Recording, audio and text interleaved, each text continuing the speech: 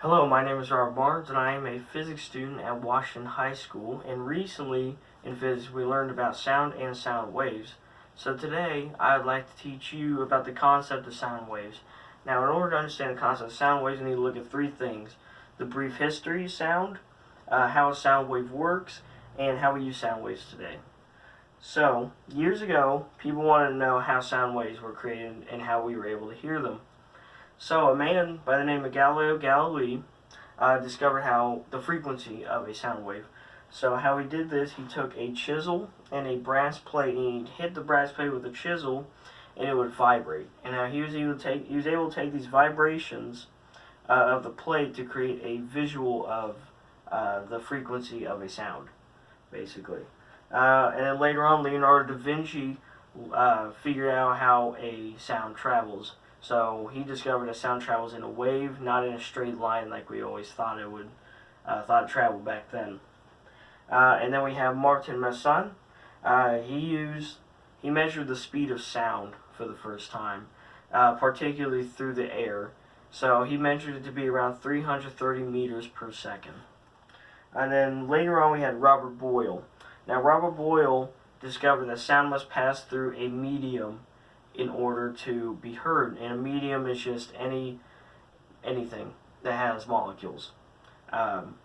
So it got and I got this source from St. Mary High School Physics.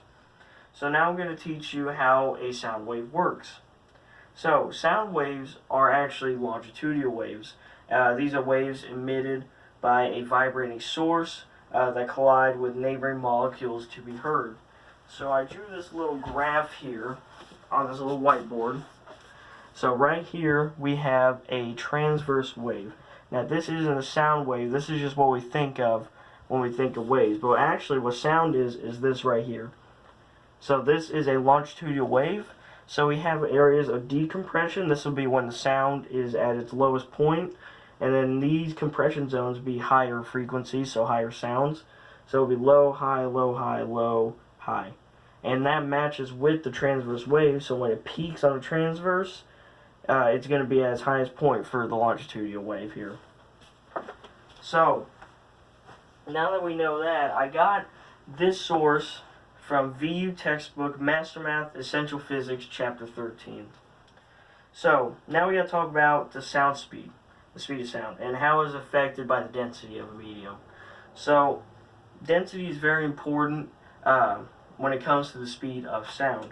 So the tighter the molecules, the faster the sound is going to be traveling. Now, there's three different mediums that come to mind. We have gases, liquids, and solids. So gases, depending on the density, it's on average around 330 to 345 meters per second. Now this varies by the humidity or density of the air gas, and also the temperature. So a colder temperature in air has molecules closer together. So the sound is going to bounce off more of those molecules, so it's going to travel faster speeds. But in an area with high humidity, again, the molecules are going to be closer together. It's going to be more liquidy, so it's going to be able to travel faster through the air. And now we have liquids. So liquids is about 4 times as fast as air. Again, liquids are a lot more condensed than gases. So it's going to have a lot more molecules to bounce off of. So it's going to be traveling a whole lot faster to get through there. And then lastly is solids. Now solids are around 14 times the speed of air molecules when sound is traveling. So it's going to travel around 5,960 meters per second. And I got this source from schoolnet.org. So now I'm going to talk about how we use sound in today's society. So we use sound as an advantage for multiple things, but we're going to focus on medical and consumer goods. So in the medical world, we have ultrasounds. Now, ultrasounds are used for a multitude of things, but when we think ultrasounds, we think of a doctor trying to find the baby in a woman's womb. So what they do, they take a machine, and the little gadget that they use to move around, it emits sound waves into the body, and those sound waves bounce back at the machine into the gadget, and it will create a 3D image of the the patient's womb, and you'll be able to see the baby from the 3D image. It uses echolocation is another term for it, for bouncing off to create a 3D image. And they also use it not only for that, but they also use it to find tumors, growths in cells, cancers, whatever it may be. I got this from radiologyinfo.org.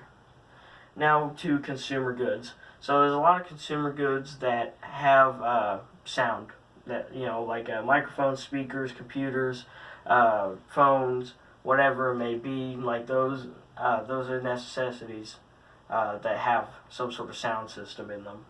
So I'm going to be breaking down particularly a phone and how sound works through a phone. So if you're on a call with someone, three things are going to be working: a microphone, speaker, and amplifier. Now the microphone changes sound waves into electric waves. The speaker will change those electric waves into sound waves. Now when you have your phone out, there's a speaker option that will make the speaker, the receiver of the call, louder. So in order to do that, the phone has an amplifier, and an amplifier strengthens the electric waves in between the microphone and the speaker to produce a higher volume when it leaves the phone. So, in this speech, I talked about the discovery of sound, how it works, and what we use sound for in today's society. Thank you for listening to the sound waves I produce with the vibrations of my vocal cords in order to teach you how sound waves work, and I hope that this was helpful.